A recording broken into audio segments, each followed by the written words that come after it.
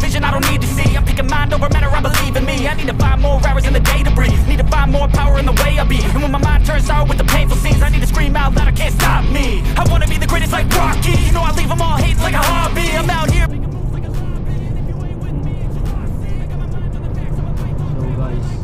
So guys, andito na kami sa Puting Kabayo. White House, Puting Kabayo. 15 kilometers na lang. Doon na kami sa site. So far, ganito ba yung wala pang mga bahay pa nakikita, no? Pero nandito tayo sa border o sa city of White House, Yopon. Around 20 kilometers. So yun na lang 20 kilometers, no? Doon na tayo. Pakita ko sa inyo yung bayan na White House from Yopon. From 2,300 kilometers. It's 20 kilometers. Yeah,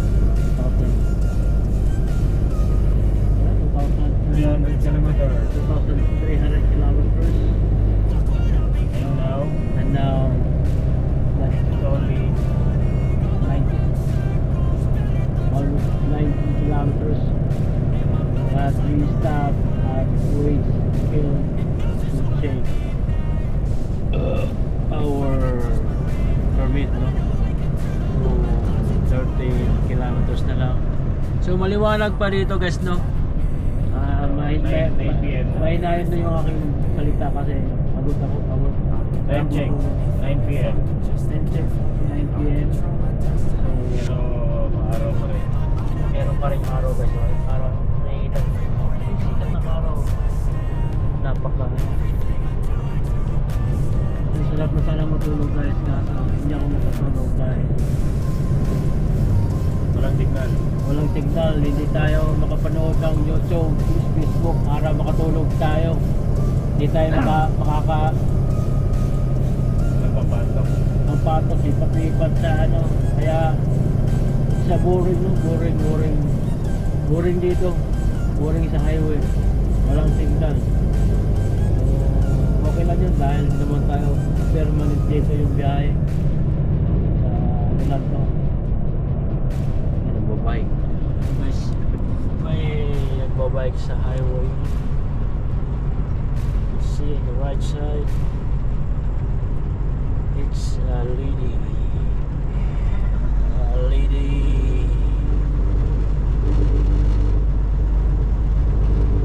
Yan.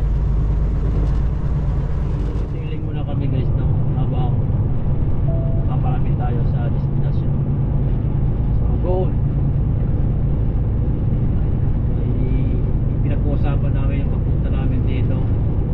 So anong ginagawa namin bago kami nakapunta dito. Exercise, lalaro, ganoon. And guys, ito malapit na tayo. Sir,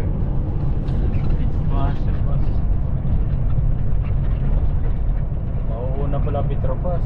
So dito lang tayo pahinga? ikaw. O tinatin may baliguan dyan. Dito lang. Kala dyan sana ako si shortcut pa eh. Shortcut ako dyan ba? Okay.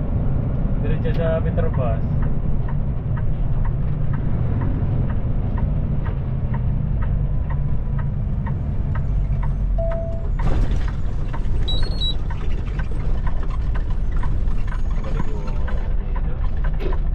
Parang wala ata. Maliit. Hindi, minsan meron yung ano eh, yung mag-i-enter ka lang sa pump pa. Try mo. Diesel na ba tayo? At the end of the street, turn left.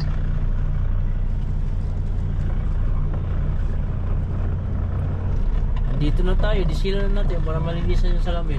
DF tayo, may DF. DF. O dito sa kabila. Hindi naman Petropas to.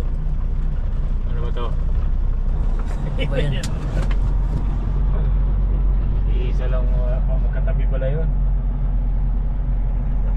Doon lang tayo paparada. Oh, wala.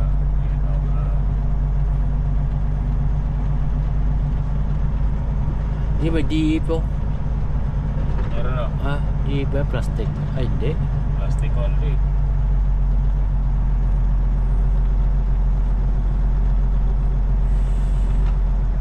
Kaya ang diet naman ito, aabot pa to. Dito na sa diet.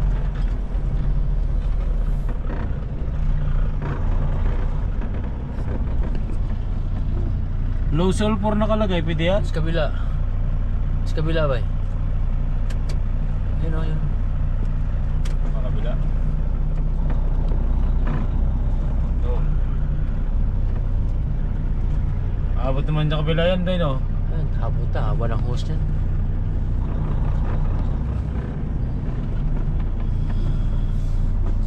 Let's go on. Let's get it on. Exercise tayo mga bay. Kasi kapoy na.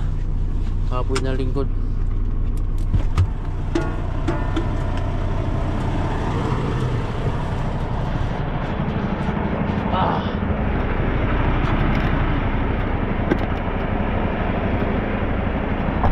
So, ayun guys, mag-diesel muna kami. Bihi muna ako.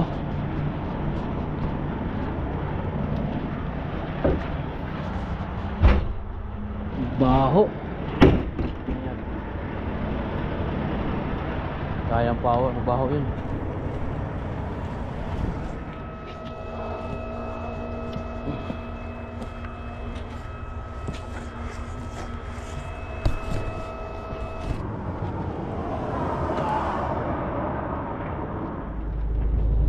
Welcome to Yukon City. Hindi nila, mas magaling to. Mas magaling pagka normal. Asawa mo yan? Anak? Oo. Wala pagtingan. May paradahan pala dito, no? Ano? Ay, dito makaligo dyan. Problema. Wala lang. Baka bayad-bayad din ang ano dyan. Bayad-bayad din ang ligo. Hindi pala counted yung card natin dito. Sa Yukon na to.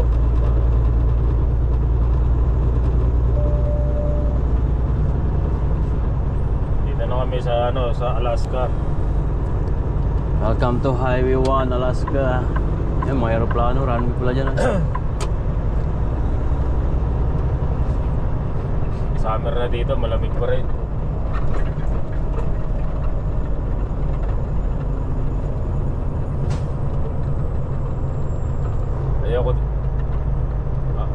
Ayaw ko dito, malamig. Uwi na ako ng ano, uwi na lang ako Pinas. Hindi kami pinagpapawisan dito. Turn right on 2 Mile Hill Road. Gusto namin yung pinagpapawisan yung singit eh. Balik na lang ako sa pier.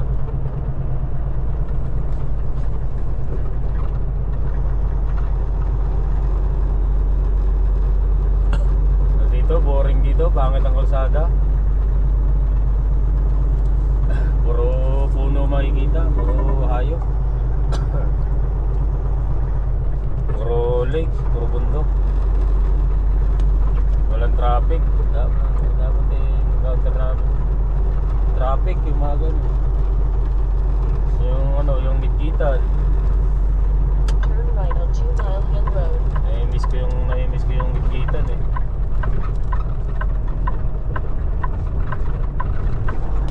Yung mga gusto mo eh, pauwiin ako dyan eh.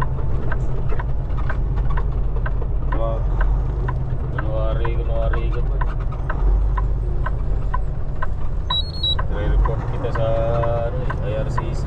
In 1.5 kilometers, turn left on Tilton Way.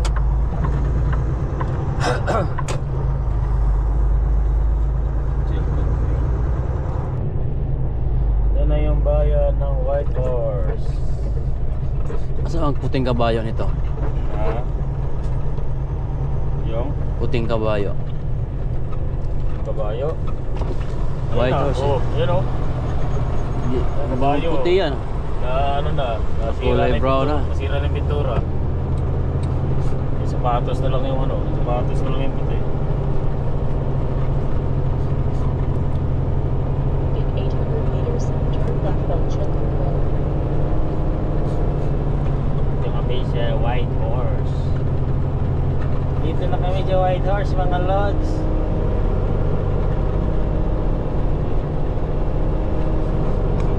bababa ka dyan ba? Sa ano? 600 meter.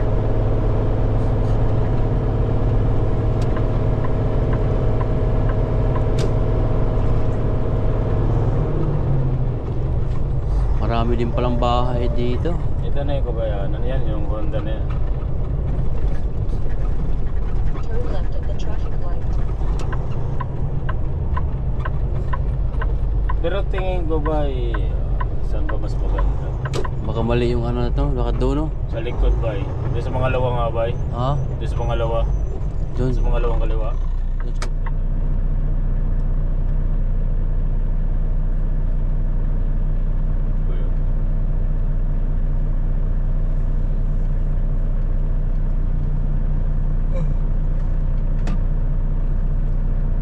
Yan natin yan. Ano ba kung may Hindi, ano mo na, tanong mo na.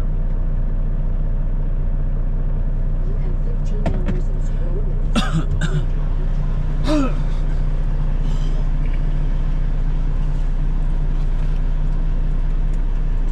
Pwede ka nang bublog yan ba? Hello guys, nandito na kami sa Honda White Horse, no? And ito yung kanilang store. Ang sikip, no? Pagpasok namin dyan, nagagater yung ating gulong ng trailer, pero magaan naman yung karga natin, kaya inakyat ko na lang doon sa gutter. Hindi kasi kaya pag ano, kahit na anong bali mo, kasi pagpasok natin sa traffic light, alanganin pa doon sa kanto rin. Pero at least nakapasok na tayo, no? So ito yung Honda White Horse. So dito namin ibababa yung aming load na mga side by side na ano, ATV. So 5 units iyon.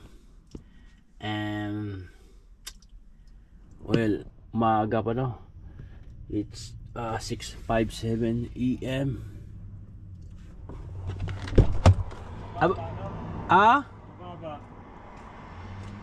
Pang maliit lang na truck, no? Oh, ay gamitin na natin yung ating hagdanan. No, isang ladder lang naman yan. Baka para maiksi lang yan. So, 8:30.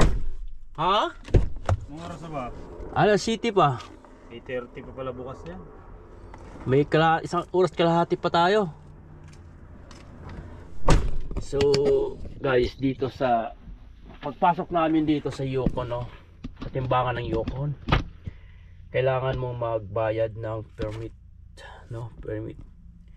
So, inanapan kami ng permit. So, mayroon natang annual na ano sa permit, pero yun sa amin per entry. So, ito yung kanilang papers, no? Single trip permit. So, pang isang biyahean lang to. And meron siyang expiration. Route via Alaska, 458 kilometer distance. So binayaran nila ay per kilometer is $0.94, no? And ayun nga yung price or yung ano niya, bayad yung payment 141.25. So every weigh station, no, timbangan, kailangan pakita mo to. Kanina pumasok kami sa timbangan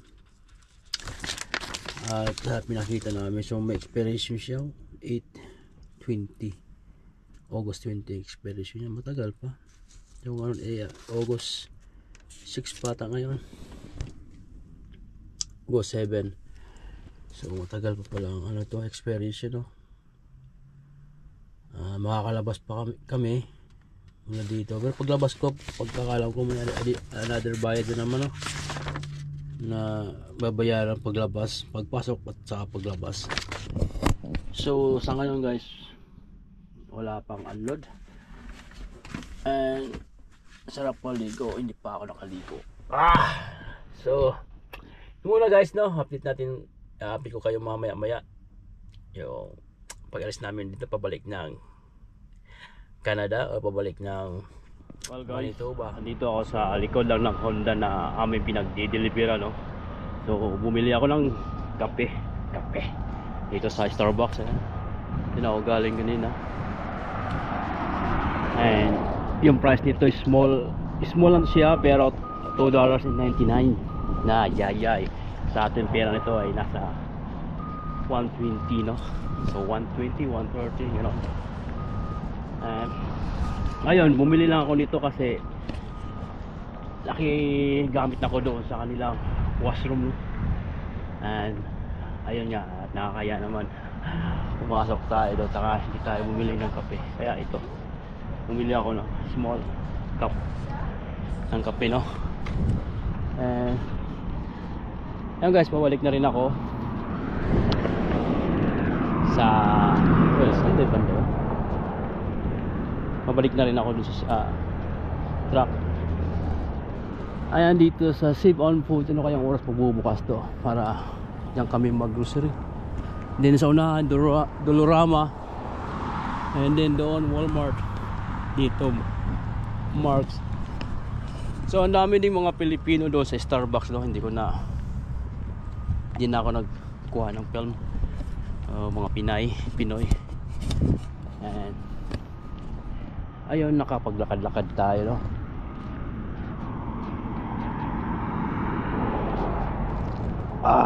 Starbucks na pangalan na ano, pero mapait siya. So pagkakalam ko dito sa Yukon, maraming Pinoy dito, Pinoy tsaka Pinay na nagwo-work dito, no? So mag-shortcut na lang ako, dito ako dadaan kasi nandyan naman yung truck namin. So far so good, maganda yung panahon, no? Maganda ang panahon dito sa Yukon. And so sa likod lang pala ng Honda, meron palang Subaru, Kia, at saka Subaru, Kia.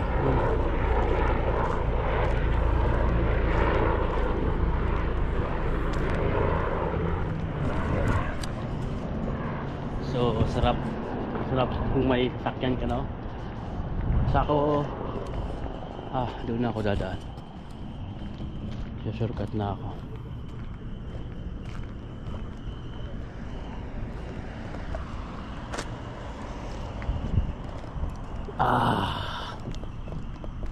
Sold to very nice people.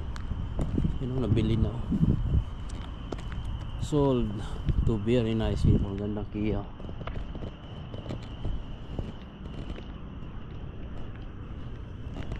So guys, yan, Dolorama lang yan, no? Likod, oh. Kia motor.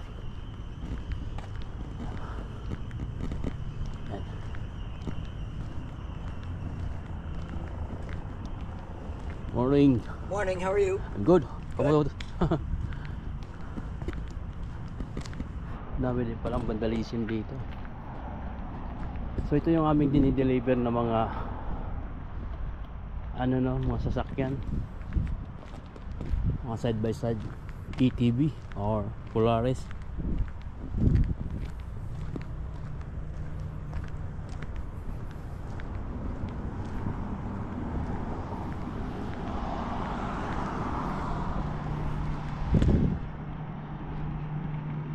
So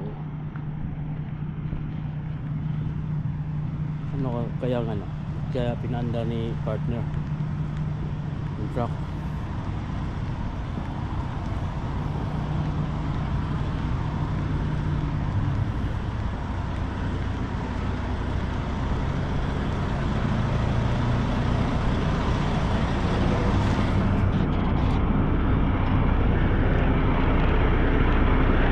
So guys, ibababa na namin yung load namin, no, na side by side o ATV.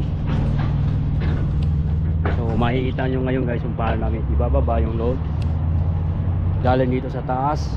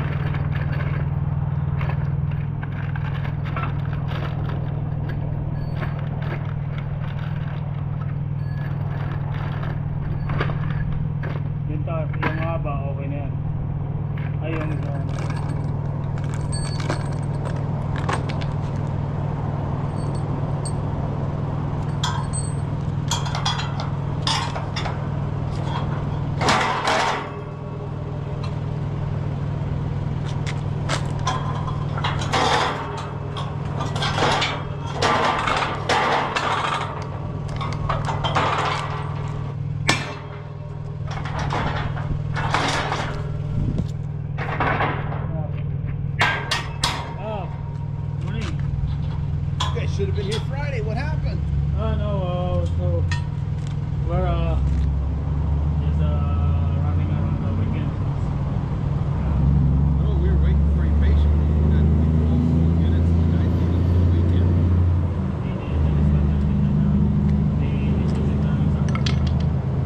We were here Saturday. Yeah, like from Calgary.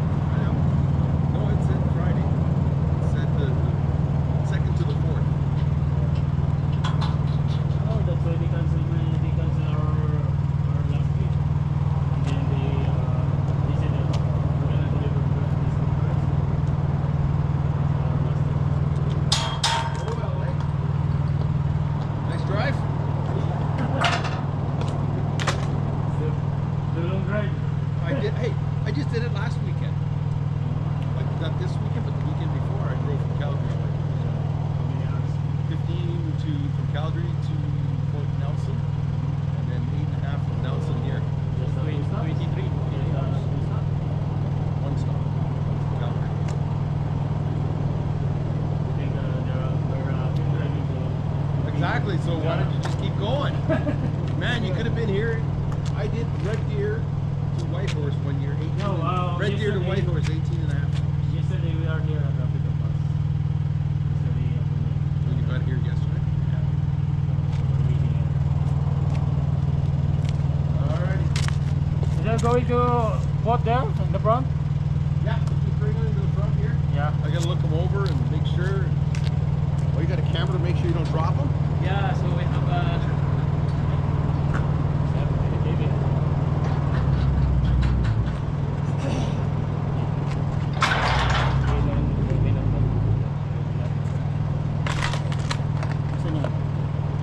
Here's your other nut here.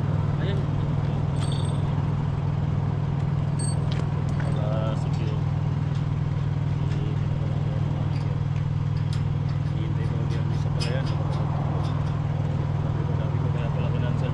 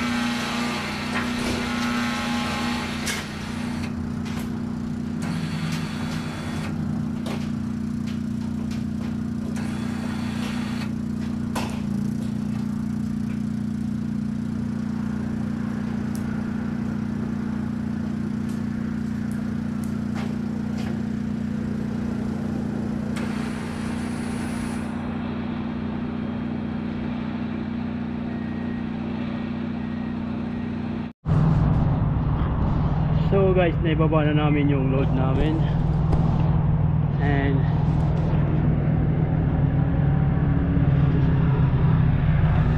so ganun lang yung setup. Palagay ng hagdanan pagbaba doon sa ano. So in ko na.